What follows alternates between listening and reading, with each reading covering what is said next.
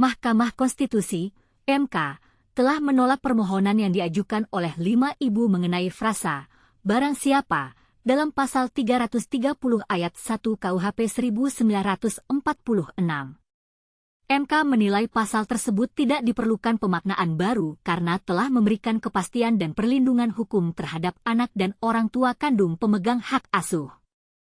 Tapi, apa yang sebenarnya dimaksud dengan frasa barang siapa dalam pasal 330 ayat 1 KUHP? Mengapa MK menolak permohonan para ibu tersebut? Dan bagaimana jika orang tua kandung anak melakukan pengambilan paksa atau menguasai anak tanpa hak asuh? Menurut Ketua MK Soehartoyo, MK telah menilai bahwa pasal tersebut tidak diperlukan pemaknaan baru karena telah memberikan kepastian dan perlindungan hukum terhadap anak dan orang tua kandung pemegang hak asuh. Hakim Konstitusi Arief Hidayat menjelaskan bahwa rumusan pasal 330 ayat 1 KUHP telah diperbaiki dan disesuaikan dengan perumusan penggunaan frasa setiap orang pada KUHP baru. Arief menjelaskan bahwa frasa barang siapa pada pasal 330 ayat 1 KUHP dapat dimaknai setiap orang, termasuk ayah atau ibu kandung anak. Artinya, tanpa harus merujuk kepada UU Januari 2023, pemaknaan frasa barang siapa telah dinyatakan dengan tegas dalam lampiran 2 angka 119 UU Desember 2011 dimaknai sebagai setiap orang. Karena itu, konteks barang siapa pada pasal tersebut merujuk ke siapapun, termasuk ayah atau ibu kandung anak. Arief juga menjelaskan bahwa pasal 330 ayat 1 KUHP juga memuat perbuatan yang dilarang, stra'af ba'ar, yakni dengan sengaja menarik seseorang yang belum cukup umur dari kekuasaan yang menurut undang-undang ditentukan atas dirinya, atau dari pengawasan yang berwenang. Aturan ini juga merujuk ke siapapun termasuk orang tua kandung anak. Dia menegaskan apabila orang tua kandung yang tidak memegang hak asuh anak melakukan pengambilan paksa atau menguasai anak itu merupakan suatu tindak pidana. Pasal 330 ayat 1 KUHP bisa dikenakan pada orang tua tersebut. Arief juga meminta penegak hukum dalam hal ini Polri tidak ragu untuk menindak orang tua anak. Apabila orang tua anak tersebut melakukan tindak pidana sebagaimana dimaknai MK. Namun, bagaimana jika orang tua kandung anak melakukan pengambilan paksa atau menguasai anak tanpa hak asuh? Apakah itu juga termasuk dalam pasal 330 ayat 1 KUHP? Dan bagaimana jika orang tua kandung anak melakukan tindak pidana sebagaimana dimaknai MK?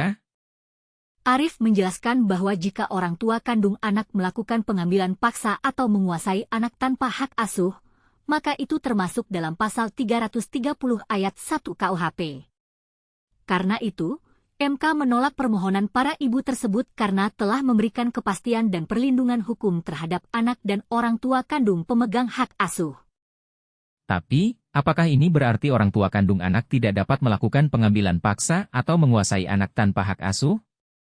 Dan bagaimana jika orang tua kandung anak melakukan tindak pidana sebagaimana dimaknai MK?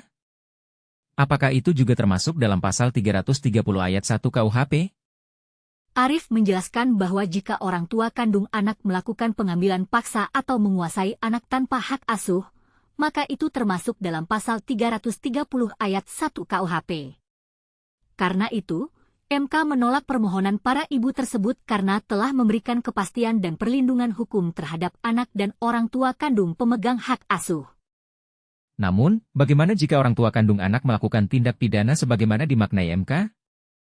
Apakah itu juga termasuk dalam pasal 330 ayat 1 KUHP? Dan bagaimana jika orang tua kandung anak melakukan pengambilan paksa atau menguasai anak tanpa hak asuh? Arief menjelaskan bahwa jika orang tua kandung anak melakukan tindak pidana sebagaimana dimaknai MK, maka itu juga termasuk dalam pasal 330 ayat 1 KUHP. Karena itu, MK menolak permohonan para ibu tersebut karena telah memberikan kepastian dan perlindungan hukum terhadap anak dan orang tua kandung pemegang hak asuh. Dalam hal ini, MK berpandangan bahwa pasal 330 ayat 1 KUHP tidak diperlukan pemaknaan baru karena telah memberikan kepastian dan perlindungan hukum terhadap anak dan orang tua kandung pemegang hak asuh. Namun, bagaimana jika orang tua kandung anak melakukan pengambilan paksa atau menguasai anak tanpa hak asuh? Apakah itu juga termasuk dalam pasal 330 ayat 1 KUHP? Dan bagaimana jika orang tua kandung anak melakukan tindak pidana sebagaimana dimaknai MK? Arif menjelaskan bahwa jika orang tua kandung anak melakukan pengambilan paksa atau menguasai anak tanpa hak asuh, maka itu termasuk dalam pasal 330 ayat 1 KUHP. Karena itu, MK menolak permohonan para ibu tersebut karena telah memberikan kepastian dan perlindungan hukum terhadap anak dan orang tua kandung pemegang hak asuh. Dalam hal ini, MK berpandangan bahwa pasal 330 ayat 1 KUHP tidak diperlukan pemaknaan baru karena telah memberikan kepastian dan perlindungan hukum terhadap anak dan orang tua kandung pemegang hak asuh. Tapi, apakah ini berarti orang tua kandung anak tidak dapat melakukan pengambilan paksa atau menguasai anak tanpa hak asuh? Dan bagaimana jika orang tua kandung anak melakukan tindak pidana sebagaimana dimaknai MK? Arif menjelaskan bahwa jika orang tua kandung anak melakukan pengambilan paksa atau menguasai anak tanpa hak asuh, maka itu termasuk dalam pasal 330 ayat 1 KUHP.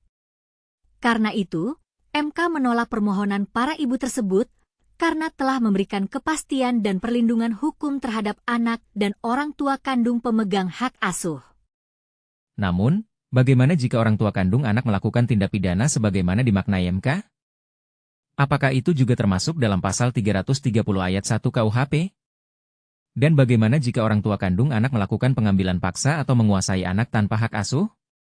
Arif menjelaskan bahwa jika orang tua kandung anak melakukan tindak pidana sebagaimana dimaknai MK, maka itu juga termasuk dalam pasal 330 ayat 1 KUHP.